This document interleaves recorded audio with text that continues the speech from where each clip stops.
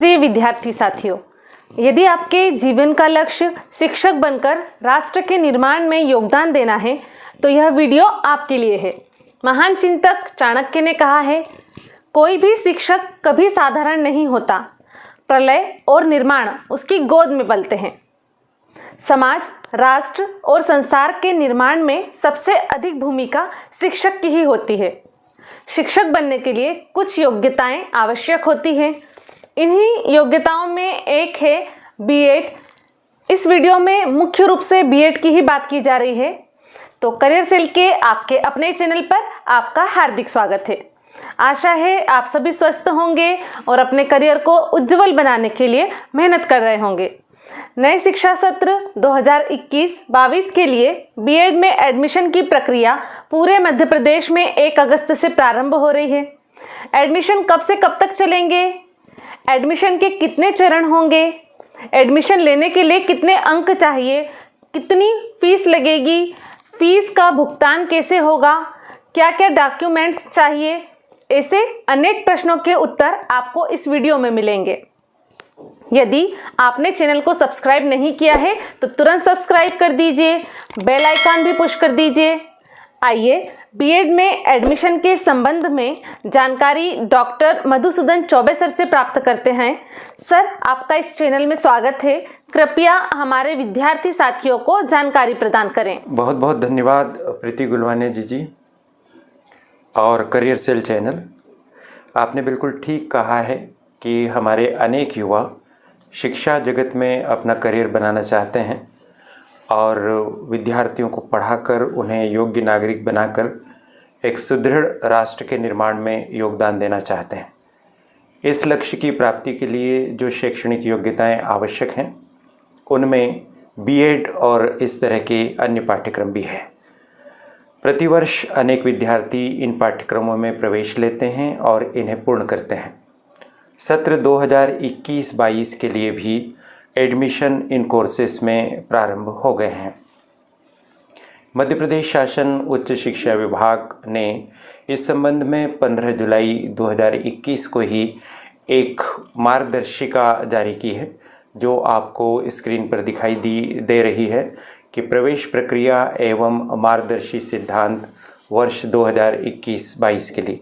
इसी में आप लिखा हुआ देख रहे हैं कि राष्ट्रीय अध्यापक शिक्षा परिषद से विनियमित पाठ्यक्रमों में प्रवेश के लिए। तो बीएड जैसे जितने पाठ्यक्रम हैं उनको संचालित करने और उनकी व्यवस्था करने के लिए जो संस्था है उसका नाम है राष्ट्रीय अध्यापक शिक्षा परिषद। प्रिय विद्यार्थी साथियों, मैं आपको बताना चाहूँगा कि अधिकांश लोग केवल बीएड और डीएड के बारे में ही जानते हैं, लेकिन आज हम जिन पाठ्यक्रमों की एक रूपरेखा देखते हुए बाद में बीएड पर विस्तार से बात करेंगे, वो यदि आप जानेंगे तो आपके सामने 8 प्रकार के पाठ्यक्रम प्रदर्शित हो रहे हैं। BEd, MEd, BPEd, MPEd, BEd, MEd, BA, BEd, BSc BEd, BElEd तथा बीएड। ये इस तरह से अगर इनकी आप गिनती करेंगे तो ये 8 पाठ्यक्रम हैं। इनमें से 2 पाठ्यक्रम की अगर अपन बात करें, बीपीएड और एमपीएड, तो ये स्पोर्ट्स टीचर बनने के लिए जो विद्यार्थी उत्सुक हैं, जिनका लक्ष्य स्पोर्ट्स में प्रशिक्षण देना है, वे विद्यार्थी बीपीएड और एमपीएड जैसे पाठ्यक्रम करते हैं और इनके माध्यम से विद्यालय और महाविद्यालय में खेल शिक्षक बनने की दिशा में अग्रसर होते हैं। और यदि आप विद्यालय में शिक्षण कार्य करना चाहते हैं या महाविद्यालय में शिक्षा के क्षेत्र में प्रोफेसर बनना चाहते हैं तो आप बीएड और उसके पश्चात एमएड करते हैं। लेकिन केवल विद्यालय में शिक्षक आपको बनना है तो आपका काम डीएड और बीएड जैसे पाठ्यक्रमों से होता है और अधिकांश विद्यार्थी इन्हीं पाठ्यक्रमों में प्रवेश लेते हैं। तो चलिए हम बात करते हैं कि इन समस्त पाठ्यक्रमों में एडमिशन लेने के लिए क्या टाइम टेबल है, यानी प्रक्रिया कब से प्रारंभ होकर कब से चलेगी।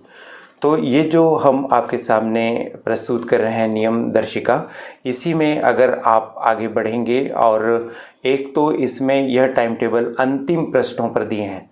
ये अंतिम पृष्ठ पर मैं आपको सीधे ले गया हूँ और आप देख पा रहे हैं कि ये अंतिम पृष्ठों पर इसमें इसका टाइम टेबल दिया है, जिसको इन्होंने कहा है प्रवेश प्रक्रिया हेतु समय सारणी।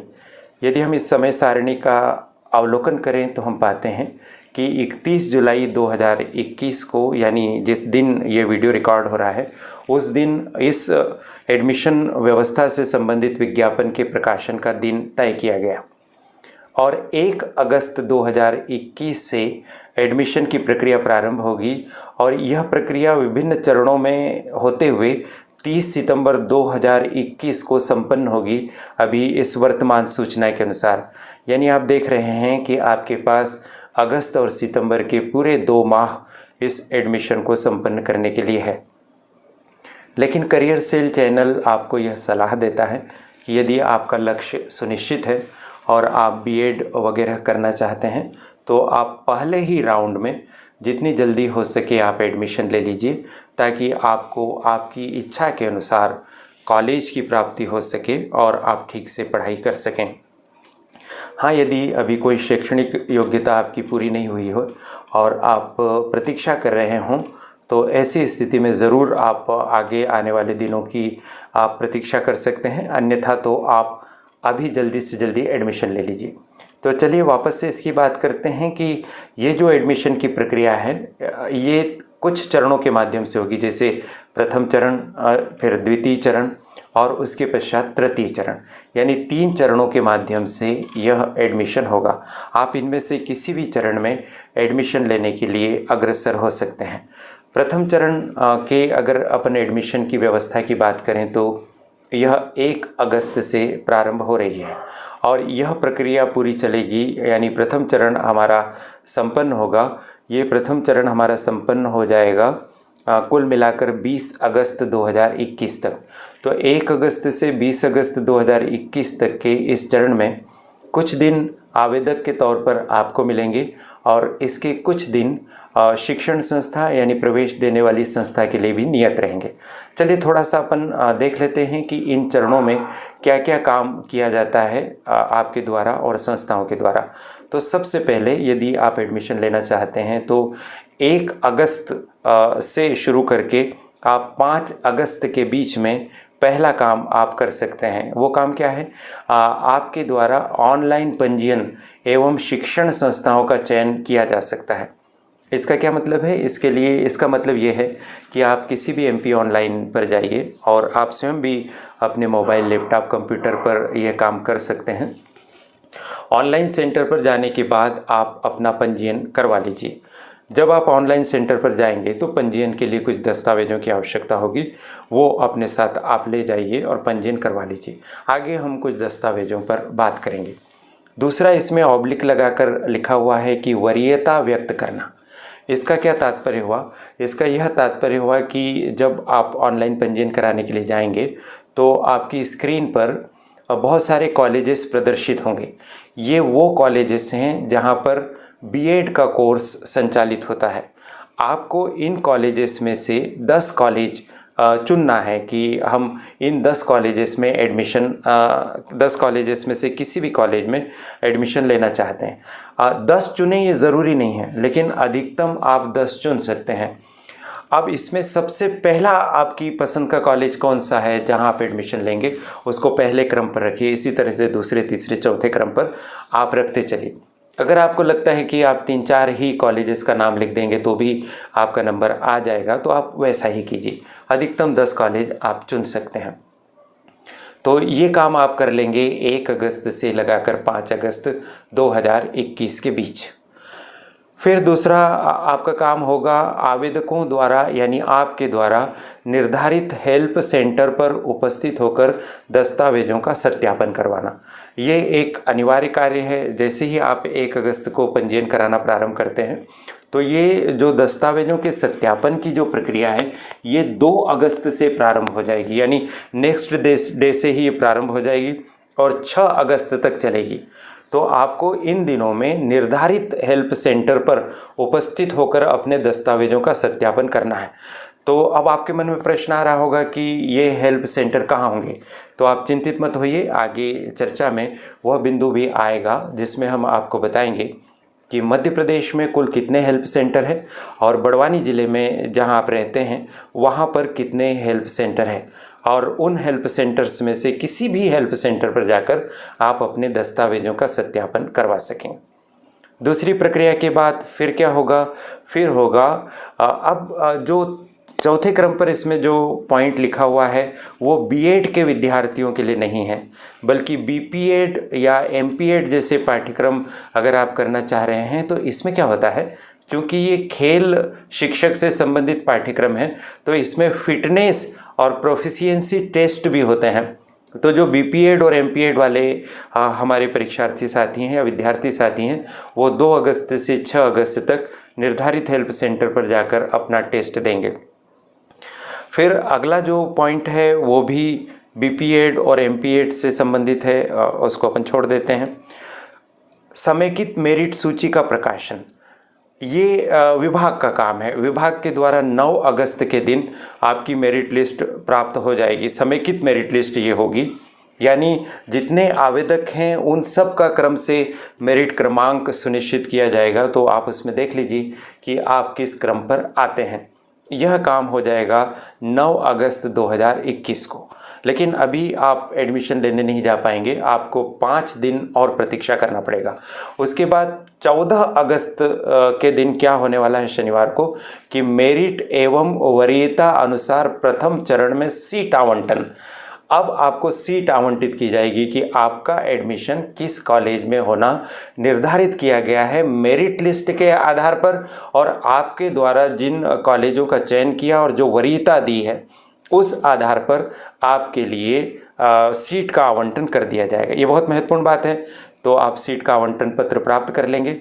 फिर उसके पश्चात क्या होगा, उसके पश्चात आप फीस का भुगतान करके अपने एडमिशन को सुनिश्चित कर लेंगे। और यह काम कब होगा, 14 अगस्त से लगाकर 18 अगस्त 2021 तक यह काम संपन्न होगा। फीस कैसे जमा होगी, कितनी फीस जमा होगी, कितनी किश्तों में जमा होगी, इसकी बात हम आगे करते हैं। आपने जैसे ही फ़ीस भर दी है वैसे ही आपका एडमिशन मान लिया जाएगा। लेकिन आपको एडमिशन करवाने के बाद ऐसा लगता है कि नहीं, हमें इस प्रवेश को निरस्त करना है और आगे कोई दूसरा हमें कोर्स प्रोसीड करना है, या किसी अन्य कारण से आपका प्रवेश निरस्त होता है, तो प्रवेश निरस्तीकरण की जो तारीखें हैं वो है 14 अगस्त से लगाकर 19 अगस्त 2021 तक। इस तरह से प्रथम चरण की व्यवस्थाएं पूर्ण होगी। और फिर उसके बाद 20 अगस्त 2021 को जो महाविद्यालयों में खाली रह गई सीट हैं, अब उन सीटों की उपलब्धता की सूचना दी जाएगी, ताकि उन उपलब्ध सीटों पर द्वितीय चरण में एडमिशन की प्रक्रिया प्रारंभ कर दी जाए। तो आशा है कि आपको यह पता चल गया होगा कि किस तरह से आप ऑनलाइन पंजीयन करवाएंगे, दस्तावेजों का सत्यापन करेंगे, कॉलेज का आप वरीयता क्रम सुनिश्चित करेंगे, और इसके पश्चात जब मेरिट लिस्ट का अवलोकन करेंगे, सीट का आवंटन पत्र प्राप्त करेंगे, और तदुपरांत ऑनलाइन आप फीस का भुगतान करके अपने एडमिशन को सुनिश्चित कर लें। मान लीजिए प्रथम चरण में आपका नाम मेरिट लिस्ट में नहीं आता है और आप एडमिशन प्राप्त करने से वंचित रह जाते हैं, तो निराश होने की आवश्यकता नहीं। अब ऐसे समस्त परीक्षार्थियों के लिए या विद्यार्थियों के लिए द्वितीय चरण प्रारंभ हो रहा है। या ऐसे विद्यार्थी जो प्रथम चरण में जानकारी के अभाव में आवेदन नहीं कर पाए थे, तो अब वे द्वितीय चरण में आवेदन करेंगे। तो अब देखिए द्वितीय चरण में क्या होगा कि आवेदन करने वाले विद्यार्थियों को 2 भागों में बांटा जाएगा। एक भाग वो विद्यार्थियों का है जो प्रथम चरण में पंजीयन करवा चुके हैं, और दूसरा भाग उन विद्यार्थियों का है जो प्रथम चरण में पंजीयन नहीं करवा पाए थे। जो पंजीयन नहीं करवा पाए थे उन्हें नवीन पंजीयन करवाने वाले अभ्यर्थी या विद्यार्थी कहा जाएगा। तो द्वितीय चरण में इसी तरह से 21 अगस्त से 25 अगस्त के बीच में पंजीयन की व्यवस्था होगी। 21 अगस्त से 26 अगस्त के बीच में दस्तावेजों का सत्यापन होगा, जिसके बारे में चर्चा अपन कर चुके हैं। फिर उसके पश्चात समेकित मेरिट सूची का प्रकाशन होगा 29 अगस्त को, और अंत में मेरिट एवं वरीयता के अनुसार आपको सीट आवंटित करने के लिए एक सूची प्रकाशित होगी, और ये प्रकाशित होगी 5 सितंबर को।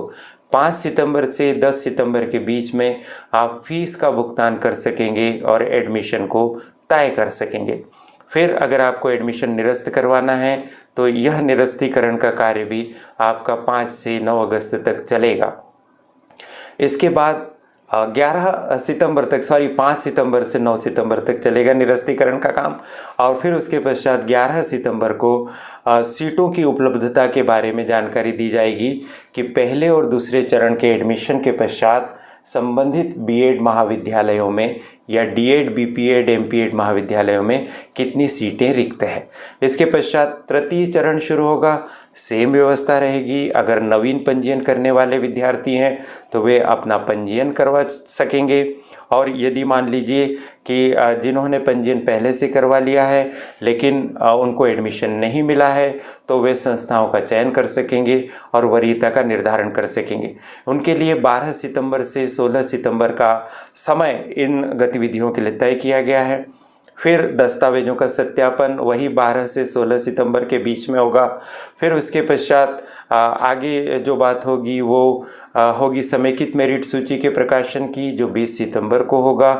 फिर उसके बाद मेरिट एवं वरीयता के अनुसार तृतीय चरण में सीट का आवंटन हो जाएगा 25 सितंबर को, और 25 सितंबर से 30 सितंबर 2021 के बीच में आप फीस भर देंगे और अपने एडमिशन को तय कर लेंगे। यहाँ पर ये एडमिशन की प्रक्रिया अभी वर्तमान सूचना के अनुसार पूर्ण हो जाती है। तो आशा है कि आप इन 3 चरणों में से किसी न किसी चरण में एडमिशन प्राप्त करने में सफल हो जाएंगे। तो ये इसकी समय सारणी थी।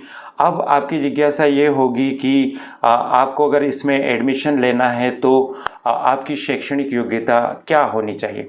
अभी अपन बीएड पर ही फोकस हो जाते हैं। तो बीएड को भी 2 भागों में बांट लेते हैं, एक बीएड और दूसरा बीए बीएड या बीएससी बीएड। एक बीएड और दूसरा बीए बीएड या बीएससी बीएड। इसमें अंतर क्या है? जो सिर्फ बीएड है वह ग्रेजुएशन कोर्स के बाद प्रारंभ होता है, यानी आपने बीए, बीकॉम, बीएससी, बीएचएससी जैसा कोई स्नातक पाठ्यक्रम पूर्ण कर लिया है और उसके बाद आप बीएड करने के लिए आगे जाते हैं तो आपके लिए बीएड पाठ्यक्रम है जो 2 वर्षों में पूर्ण हो जाता है।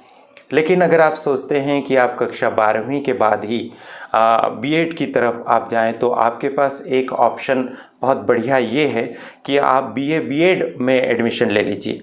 और अगर आप साइंस के विद्यार्थी हैं और आप चाहते हैं कि आपको बीएससी की डिग्री भी मिले तो आप बीएससी बीएड में एडमिशन ले सकते हैं।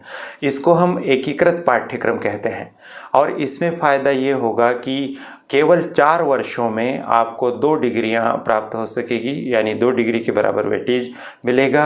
आप बीए भी हो जाएंगे और बीएड भी हो जाएंगे।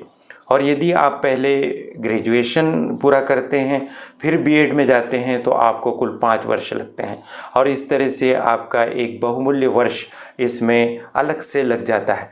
यदि आपने सोच ही रखा है कि मुझे शिक्षक ही बनना है और आगे चलकर बीएड ही करना है और अभी आपने 12वीं उत्तीर्ण की जिसका भी रिज़ल्ट आया है तो आप सीधे ही बीए बीएड और बीएससी बीएड की तरफ आगे बढ़ेंगे तो ज़्यादा बेहतर होगा। तो अब अपन इस हिसाब से शैक्षणिक योग्यता की बात करते हैं। ये जो निर्देश जारी किए गए हैं इन निर्देशों के पृष्ठ क्रमांक 8 और 9 पर इन शैक्षणिक योग्यताओं का उल्लेख किया है। मैं आपको पृष्ठ क्रमांक 8 और 9 पर सीधे ले चलता हूं और वहां पर मैं आपको शैक्षणिक योग्यता बताता हूं कि कितने प्रतिशत अंक आपको होने चाहिए तब एडमिशन मिलेगा। तो हम इसको देख लेते हैं। ये आपकी शैक्षणिक योग्यता है। आप देखिए कि बीएड पाठ्यक्रम यानी ग्रेजुएशन के बाद अगर आप एडमिशन लेते हैं तो इसमें आपकी शैक्षणिक योग्यता क्या होनी चाहिए। या तो आपने स्नातक यानी ग्रेजुएशन किया हो कॉलेज से या आपने पीजी कर लिया हो और फिर बीएड में जाते हैं। स्नातक और स्नातकोत्तर या यूजी पीजी को आप अच्छे से समझते हैं। बीए के बाद जो एमए होता है उसको हम स्नातकोत्तर कहते हैं। यदि आपने बीए या एमए किया है और उसमें आपके 50% न्यूनतम अंक हैं तो आप बीएड में एडमिशन लेने के लिए पात्र होंगे। केवल बीए किया है तो उसमें 50% अंक हो आप बीएड के लिए जा सकते हैं। बीए और एमए दोनों किया है आपने तो या तो बीए में आपके 50% अंक हो या फिर एमए में 50% अंक हो तो भी आप एडमिशन ले सकते हैं। फिर से स्पष्टता के साथ बता रहा हूँ, आपने पहले बीए किया और उसमें आपके 40% ही अंक आए, उसके आधार पर आप बीएड में नहीं जा सकते। उसके बाद आपने एमए भी कर लिया, उसमें 60% अंक आ गए, तो एमए की डिग्री के आधार पर, चूँकि उसमें 50% या उससे अधिक अंक होंगे तो एडमिशन मिल जाएगा, आपको एडमिशन मिल जाएगा। इसके अतिरिक्त अगर आपने मान लीजिए इंजीनियरिंग किया है या तकनीकी शिक्षा प्राप्त की है, विज्ञान एवं गणित में विशेषज्ञता प्राप्त की है, तो कम से कम 55% अंक आपके होंगे, तभी आप बीएड में एडमिशन ले सकेंगे। लेकिन अगर आप अनुसूचित जाति तथा अनुसूचित जनजाति के उम्मीदवार हैं तो ऐसी स्थिति में आपके अंकों में 5% की छूट रहेगी। इसका मतलब ये होगा कि आप स्नातक या स्नातकोत्तर में 45% न्यूनतम अंकों के साथ भी और इंजीनियरिंग तकनीकी आदि में 50% न्यूनतम अंकों के साथ भी एडमिशन ले सकेंगे। तो इस बात को आप ध्यान में रखिए। अब आगे बढ़ते हैं कि 4 वर्षीय जो पाठ्यक्रम है हमारा, जिसको हम एकीकृत पाठ्यक्रम कहते हैं, उसमें हमारी शैक्षणिक योग्यता क्या होनी चाहिए। अगर आप बीए बीएड करते हैं या बीएससी बीएड करते हैं तो ऐसी स्थिति में आपको बीए बीएड के लिए कक्षा 12वीं में या इसके समकक्ष कोई परीक्षा में कम से कम 50% अंक के साथ उसको उत्तीर्ण करना चाहिए। अगर आप अनुसूचित जाति जनजाति के आवेदक हैं तो 5% की छूट यानी 45% अंकों के साथ आप इसमें एडमिशन ले सकेंगे। किसमें? बीए बीएड में। इसी तरह से बीएससी बीएड में अगर आप जाना चाहते हैं तो यहाँ पर उच्चतर माध्यमिक में आपके 50% अंक होने चाहिए। किसमें? साइंस में। तभी आप बीएससी बीएड में एडमिशन ले पाएंगे। और वैसे ही छूट इसमें भी अनुसूचित जाति तथा अनुसूचित जनजाति के विद्यार्थी साथियों को यह प्राप्त है। एक पाठ्यक्रम आपको और दिखाई दे रहा है बीएलएड। इसमें हायर सेकेंडरी परीक्षा या उसकी समकक्ष परीक्षा में अगर कुल मिलाकर कम से कम 50% अंक होंगे तो आप इसमें एडमिशन ले सकेंगे। इस तरह से ये शैक्षणिक योग्यता की बात हो गई है, आपने ध्यान दे ही लिया है। और कोई भी इस बारे में संशय हो तो आप कमेंट बॉक्स में आप लिख सकते हैं और हमसे प्रश्नों के उत्तर प्राप्त कर सकते हैं। प्रवेश प्रक्रिया की अगर अपन बात करें तो क्या होगा प्रवेश प्रक्रिया के अंतर्गत, अपन ने समय सारणी को समझते समय अपन ने देख ही लिया कि किस तरह से हम पंजीयन करेंगे और किस तरह से दस्तावेजों का सत्यापन करेंगे, मेरिट लिस्ट में अपना नाम देखेंगे और किस तरह से हम फीस भरेंगे। ये सब चीज़ें आप देख ली, वही प्रवेश प्रक्रिया है। तो थोड़ा सा और अगर अपन आगे बढ़ें तो अपन देखते हैं कि क्या होगा आगे चलकर। प्रवेश प्रक्रिया के बारे में अपन विस्तार से बात कर चुके हैं और उसी में एक बिंदु आया था दस्तावेजों के सत्यापन से संबंधित बिंदु, और उसमें मैंने आपसे कहा था कि हेल्प डेस्क लगेंगे और जिन्हें हम हिंदी में सहायता केंद्र कह सकते हैं, वहां जाकर आपको अपने दस्तावेज सत्यापित करना है। तो इसमें आप इस बात का ध्यान रखिए कि आवेदन पत्र में जो आप अनिवार्य दस्तावेज लगा रहे हैं, जैसे अंक सूचियाँ हैं, जाति प्रमाण पत्र है या अपना टीसी है, माइग्रेशन आदि है, जिन दस्तावेजों को मौलिक रूप से यानी मूल प्रति में लगाना है वो तो आपने मूल आवेदन पत्र के साथ लगा ही दिया है, लेकिन जिनकी आप छाया प्रतियाँ लगाते हैं उन छाया प्रतियों का सत्यापन होगा। तो जब आप सत्यापन करवाने के लिए पहुंचेंगे तो आप अपनी मूल दस्तावेजों की फाइल भी अनिवार्य रूप से लेकर ही जाएंगे। कुछ दस्तावेज कौन कौन से लगेंगे मैं आगे आपसे चर्चा में लेने का प्रयास करूंगा। फिलहाल हम बात कर रहे हैं सहायता केंद्रों की। तो आपकी जानकारी के लिए बता दूं कि मध्य प्रदेश में इस निमित्त कुल 156 सहायता केंद्र बने हैं। आपको ज्ञात ही है कि हमारे राज्य में 52 ज़िले हैं और कमोबेश हर ज़िले में सहायता केंद्र है। सहायता केंद्र की ये सूची परिशिष्ट 3 में लिखी गई है जो आपके सामने प्रदर्शित है। आप देख पा रहे हैं कि आगरमालवा, अलीराजपुर, अनूपपुर, इस तरह से अल्फ़ाबेटिकल क्रम में आगे बढ़ते हुए आप अपना कोई सा भी ज़िला जिसमें आप रहते हैं वो देख सकते हैं। तो अब यहाँ बड़वानी ज़िले की अगर अपन बात करें तो बड़वानी ज़िले में 3 महाविद्यालयों को सहायता केंद्र के तौर पर चिन्हांकित किया गया है।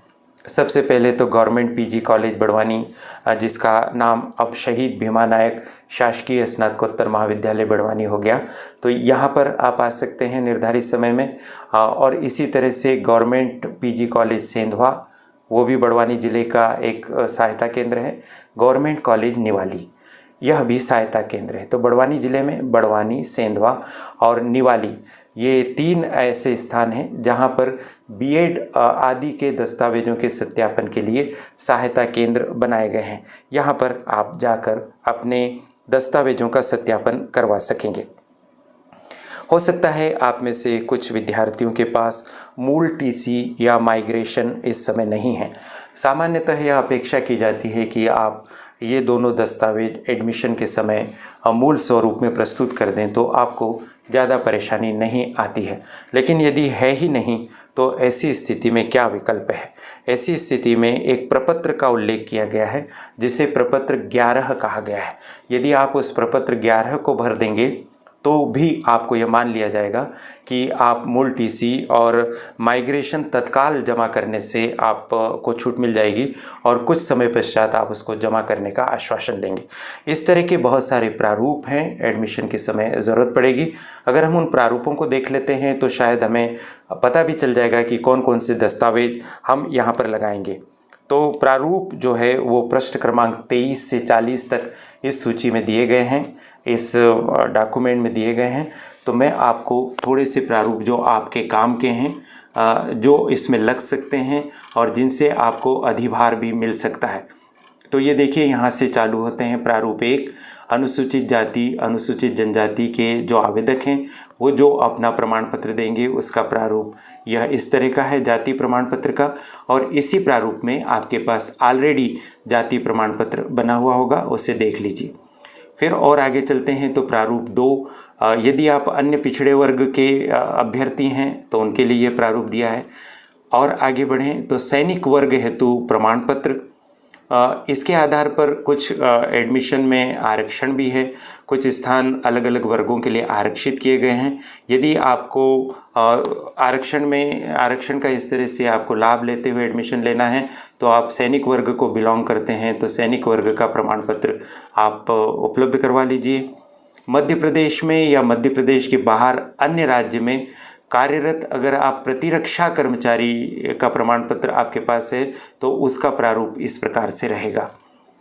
ये सभी को नहीं जमा करना है, जिस पर भी ये प्रारूप लागू होते हैं उन्हीं अभ्यर्थियों को जमा करना है। भूतपूर्व सैनिक वाला प्रमाण पत्र है, आप देख पा रहे हैं। स्वतंत्रता संग्राम सेनानी वर्ग का प्रमाण पत्र, इसको आप देखते जाइए।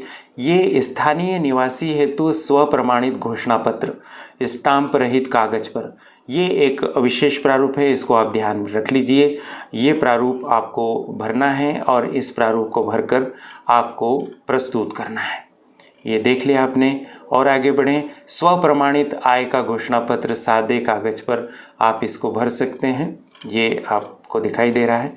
और इसके बाद बाहर के राज्य के अनुसूचित जाति अनुसूचित जनजाति के आवेदक हैं तो उनके लिए भी एक प्रमाण पत्र यहाँ पर उपलब्ध कराया गया है। इसी तरह से अन्य राज्यों के पिछड़े वर्ग के अभ्यर्थियों के लिए चिकित्सा प्रमाण पत्र, ये बीएड में लागू नहीं होता, ये बीपीएड और एमपीएड में लागू होता है। तो आप बीएड के लिए जा रहे हैं तो इसे छोड़ दीजिए। ये सब आगे के प्रपत्र जो दिखाई दे रहे हैं, ये जो प्रपत्र हैं बीपीएड एमपीएड के हैं। ये प्रपत्र 11 जिसकी अपन बात कर रहे थे कि अगर आपके पास मूल टीसी नहीं है या माइग्रेशन नहीं है तो ये प्रावधिक टीसी या प्रावधिक माइग्रेशन का बनाने का प्रारूप है। ये आप इसको भर लीजिए और इसको भरने के बाद जिस कॉलेज में आप पढ़ रहे हैं उस कॉलेज के प्राचार्य से, और अगर आप विश्वविद्यालय के विद्यार्थी हैं तो वहाँ के कुल सचिव से आप इस पर हस्ताक्षर करके ले आएंगे तो यह आपका काम करेगा, टीसी के अभाव को दूर करेगा या माइग्रेशन के अभाव को दूर करेगा। यहाँ पर संस्था प्रमुख के हस्ताक्षर के साथ साथ देखिए आप एक वचन पत्र दे रहे हैं और इस वचन पत्र में आप क्या कह रहे हैं कि मैं, यानी अपना नाम लिखेंगे, यह वचन देता हूँ कि मेरे द्वारा ये सब दिया जा रहा है और निर्धारित तिथि तक मूल स्थानांतरण प्रमाण पत्र प्रस्तुत कर दूंगा। ये जो निर्धारित तिथि है आपको कॉलेज बताएगा कि आप कब तक अपना ये मूल प्रमाण पत्र दे सकें। बाद में भी चूंकि ये प्रमाण पत्र देना ही है, अगर आप जुटा सकें तो पहले से इसको जुटा लीजिए और साथ ही साथ में आप इसको प्रस्तुत कर दीजिए। इस तरह से ये इस कक्षा में या इस डिग्री के लिए एडमिशन की प्रक्रिया की कुछ चीज़ें थी। एक प्रश्न ये प्रायः हमसे पूछते हैं कि शुल्क जमा करने की क्या स्थिति रहेगी। तो जहाँ तक शुल्क का सवाल है, तो हमने एडमिशन की समय सारणी को पढ़ते या समझते समय हमने देखा था कि जब हमारा नाम मेरिट लिस्ट में आ जाता है, सीट आवंटित हो जाती है, तो हमें ऑनलाइन सेंटर से फ़ीस भरनी है। तो शुरुआत में जब हम ऑनलाइन सेंटर पर फ़ीस भरने के लिए जाएंगे तो हमें कितनी फ़ीस भरनी होगी। तो ऑनलाइन सेंटर में जाकर हमें शुरू में, यदि हम SC ST वर्ग के हम अभ्यर्थी हैं, विद्यार्थी हैं, तो हमें एडमिशन शुल्क के तौर पर 5,000 रुपया जमा करना है। ध्यान रखिए कि ये पूरे B.Ed कोर्स की फ़ीस नहीं है 5,000 रुपया। ये 5,000 रुपया आपको एडमिशन के समय जमा करने वाली राशि है। 5,000 रुपये के अलावा जो शेष फीस होगी, जिसका बाकायदा विनियमन किया गया है, जिसके बारे में आपको हम शीघ्र ही जानकारी देंगे कि किस वर्ग के अभ्यर्थी या विद्यार्थी को कितनी फ़ीस किसी B.Ed कॉलेज में एडमिशन के लिए लगेगी, या फिर आप इसकी जानकारी संबंधित B.Ed कॉलेज से भी आप प्राप्त कर सकेंगे कि फ़ीस कितनी तय की गई है। तो 5,000 रुपया तो आपने जमा कर दिया है SC ST कैंडिडेट की दशा में। शेष जो फीस बचती है, उस शेष फीस को आप आगामी 2 किश्तों में जमा कर सकेंगे। इसी तरह से अगर आप SC ST के अलावा OBC जनरल आदि कैटेगरी के विद्यार्थी हैं, तो ऐसी स्थिति में आपको कुल फीस का जो तय कर दी गई है महाविद्यालय के द्वारा शासन के निर्देशानुसार, उसकी आधी फीस आपको एडमिशन के समय जमा करनी होगी, और शेष बची हुई आधी फीस आप 2 किश्तों में आपके महाविद्यालय द्वारा जो तारीख या समय तय किया जाता है उसके अनुसार आप 2 किश्तों में उस फीस को आप जमा कर सकेंगे। तो इस तरह से ये B.Ed के एडमिशन को लेकर जो मुख्य बातें थी, वो बातें आपसे साझा कर ली गई हैं। इस संबंध में कुछ और बातों को लेकर करियर सेल चैनल आपके समक्ष उपस्थित होगा। मुझे बोलने का अवसर दिया, इसके लिए प्रीति गुलवानिया जी, जिन्होंने स्वयं B.Ed कर लिया है, जी आपको B.Ed की बहुत बहुत बधाई हो। और करियर सेल चैनल को धन्यवाद कि मुझे आपसे बात साझा करने का मौका दिया। शुभकामनाएं। बहुत बहुत धन्यवाद सर। आपने B.Ed में एडमिशन प्रक्रिया तथा अन्य बातों के बारे में महत्वपूर्ण जानकारी दी।